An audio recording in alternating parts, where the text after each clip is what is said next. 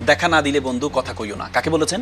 আমাদের ওই পিনাকি ভট্টাচার্য এবং এই সাংবাদিক ইলিয়াস সাহেবকে বলেছেন দেখা না দিলে কথা কইও না। তার মানে উনি কি কাকে বলেছেন এটা?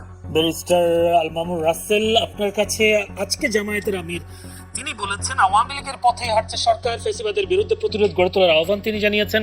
তিনি বলেন ফ্যাসিবাদ একটি ভাইরাস, যে এই ভাইরাসে সংক্রমিত হবে সেই ফ্যাসিস্ট। আজকে ডিপ্লোমা ইঞ্জিনিয়ার্স ইনস্টিটিউটে একটি অনুষ্ঠানে তিনি এই কথা বলেছেন এবং তিনি আরও বলেছেন একটি বিশেষ দেশকে খুশি করতে গিয়ে বর্তমান সরকার বিভিন্ন অপকর্ম করছে। এর অংশ হিসেবে জুলাই স্মৃতি জাদুঘর থেকে অনেক গুরুত্বপূর্ণ তথ্য সরিয়ে ফেলা হয়েছে। আমার প্রশ্ন হলো, আমরা দেখলাম তার এই বক্তব্য আওয়ামী লীগের পথে হাঁটছে সরকার, কিন্তু আমরা যখন সংসদে দেখি, যদি বলি রাষ্ট্রপতি নির্বাচনের পর রাষ্ট্রপতিকে কোলাকুলি করে কানে কানে অনেকক্ষণ ধরে জড়িয়ে রেখে কথাবার্তা বলা, তাহলে বিএনপি যদি ফেসিবাদের পথেই হাঁটে তাহলে তাদের এত গলাগলি কেন? আমি এটা সহ কয়েকটা বিষয় নিয়ে একটু আসি। প্রথম কথা হচ্ছে, আমার সহ-আলোচক ফারুক ভাই বললো যে ওয়ারেন্ট অফ প্রেসিডেন্টের কথা বললো, যে একটা এমপি কিভাবে একটা ইউনোকে ফুল দিয়ে বরণ করে নিতে পারে, এটা মানে তার সাথে যায় না। কিন্তু ব্যাপার হচ্ছে, আমরা যখন মাননীয় প্রধানমন্ত্রীকে দেখি উনি সাধারণ বিমানে চলাচল করেন যাত্রীদের সাথে, তখন আমরা তো বলতে পারি না যে এই যে আপনি অন্য দেশে বড় বড় দেশেরা তারা পার্সোনাল বিমান ব্যবহার করে, আপনি পার্সোনাল বিমান ব্যবহার করেন না কেন? আপনি তো তাহলে প্রধানমন্ত্রী হওয়ার মতো যোগ্যতা আপনার নেই, আপনি তো বুঝেন না এটা কোথায় প্রোটোকল দিতে হবে। কয়েকদিন আগে প্রধানমন্ত্রী শিক্ষককে স্টেজ থেকে নেমে এনে পুরস্কার দিচ্ছেন, আবার নিজে নিজে বোতল উঠাচ্ছেন, আবার কোথাও ময়লা হলে পরিষ্কার করছেন। মানে আমরা তো তখন এটাকে বলি ডাউন টু আর্থ মেন্টালিটি, মানে ওনার মানবিক চিন্তা ভাবনা বা এটাকে প্রশংসা করছি।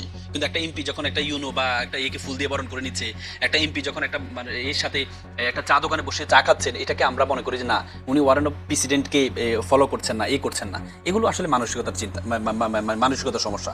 আমি মনে করি এই ডাউন টু আর্থ মেন্টালিটি সকলে থাকতে হবে। আপনি তো জনগণের ভোটে নির্বাচিত হয়েছেন, আপনাকে প্রত্যেকটা বিষয়ে আপনাকে ডাউন টু আর্থ মেন্টালিটি যদি থাকে আপনি সামনে এগিয়ে যেতে পারবেন। তারপরে দেখেন নুরুল হক নুরু সাহেব আজকে কি বলছেন জানেন? উনি আজকে বলেছেন যে দেখা না দিলে বন্ধু কথা কইও না, কাকে বলেছেন? আমাদের ওই পিনাকি ভট্টাচার্য এবং এই সাংবাদিক ইলিয়াস সাহেবকে বলেছেন দেখা না দিলে কথা কইও না। তার মানে উনি কি কাকে বলেছেন এটা? উনি তো তাহলে আমাদের প্রধানমন্ত্রীকে ব্যঙ্গাত্মক করেছেন। প্রধানমন্ত্রী তো 17 বছর দেখা দেন নাই, তার মানে কি উনি কথা বলতে পারেন নাই? উনি কথা বলেছেন না। আজকে পিনাকি দাদারা, তারপরে হচ্ছে সাংবাদিক ইলিয়াসরা কেন দেশ ত্যাগ করেছেন? কিসের জন্য? যে কারণে প্রধানমন্ত্রী দেশ ত্যাগ করেছেন সে কারণেই তারা দেশ করেছেন। এই গণঅভ্যুত্থানে তাদের অবদানকে আমরা অস্বীকার করতে পারবো? তো সুতরাং না দেখা দিলে কথা বলতে পারবা না, এটা কার ভাষা?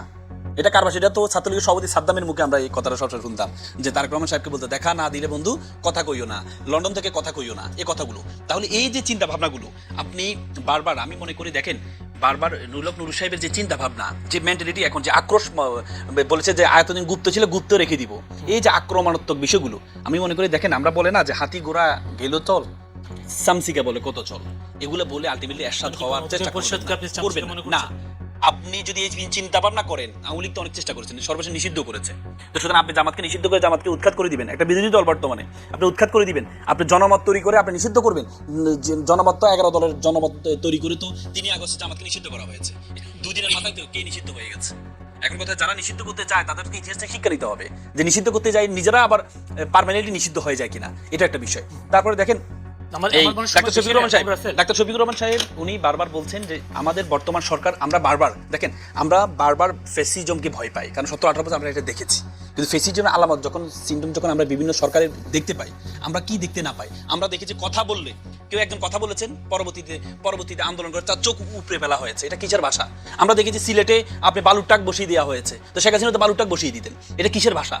আপনি দেখেছেন শেখ হাসিনার আমলে এই বেগম জিয়ার গাড়ি বহরে হামলা হতো, এমপিদের গাড়ি বহরে হামলা হতো, এখনো তো এমপিদের গাড়ি বহরে হামলা হচ্ছে, তো কিসের ভাষা? এটা তো ফেসিজমের ভাষা।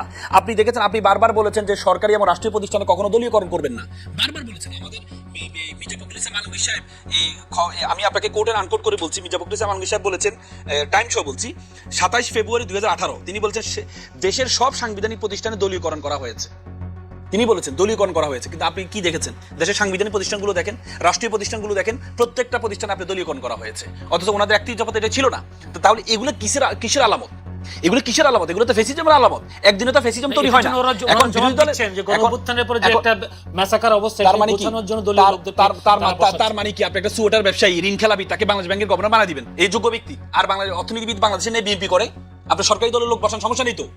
আপনি আপনার মতো দেশের লোক বসান, কিন্তু যোগ্য লোককে বসান। আপনি যে 12টা সরকারি প্রতিষ্ঠানে যে আপনি এই করলেন, বিভিন্ন বিএনপির উপবিষয়ক সম্পাদক, আপনি বিভিন্ন এই পানি বিষয়ক সম্পাদককে আপনি বানাইলেন হচ্ছে এই সংস্থার প্রধান হিসেবে। তো আপনি তো এগুলো করতে পারেন না। আপনি যখন এগুলো অযোগ্য ব্যক্তিদেরকে করবেন, দলীয়করণ করবেন, তো এগুলোতে প্রশ্ন আসবে। এভাবে দলীয়করণ করতে করতে করতে ফ্যাসিজম তৈরি হয়েছে। তো সুতরাং এগুলো তো বলতে হবে, যদি না বলা হয় তাহলে তো আলটিমেটলি আগের মতো শেখ হাসিনার মতো হয়ে যেতে হবে। মানে একই কথা, মানে মুখে এক কথা কাজে আরেক কথা, এরকম একটা কথা বলা হচ্ছে জামায়াত আমিরকে। যেমন বলা হচ্ছে ফ্যাসিবাদ বা তাদের সাথে গলাগলি কোলাকুলি এই বিষয়গুলো। না গোলাগুলি আপনি যখন একই সংসদে করবেন, আপনি যখন একই সংসদে থাকবেন, একই সংসদে মুখোমুখি তো বসবেন, আপনি তাদের সাথে কথা বলবেন, তার মানে কি আমি তার রাজনৈতিক তার যে ভুলগুলো আছে তাকে ত্রুটিগুলো ধরিয়ে দিব, তার মানে তার সাথে আমি কথা বলবো না? এটা তো হচ্ছে আগের মতো বিরোধী দল হয়ে গেল। আগের মতো বিরোধী দল তো এমন ছিল যে কেউ কাউকে দেখবেই না। এটা তো বাংলাদেশে আমরা আশা করি না, নতুন বাংলাদেশে এই গণ অভ্যুত্থানের পর বাংলাদেশে আমরা এটা আশা করি না। আমরা মনে করি গঠনমূলক সমালোচনা হবে। আপনি প্রথমে ইন্ডিয়ার প্রত্যেকটা সরকারের প্রধান ইন্ডিয়া সফর করতে, আপনি গেছেন চায়না সফরে, এই জন্য বিরোধী দল এটা ধন্যবাদ জ্ঞাপন করেছেন সংসদে। এটা তো সৌন্দর্যতা। আপনি যেখানে ভালো কাজ করেন সেখানে আপনাকে প্রমোট করা হবে, আপনি খারাপ কাজ করলে আপনাকে নিন্দা করা হবে, যাতে আপনি যেমন 18 ক যুক্ত করেছিলেন আপনি ব্যাংক খাতে, পরবর্তীতে বিরোধী দলের বিরোধের মুখে আপনি 18 ক থেকে ফেরত আসছেন। তার মানে সরকারি দলের গঠনমূলক সমালোচনা করতে হবে, যেটা ভালো ভালোকে ভালো বলতে হবে, খারাপকে খারাপ বলতে হবে।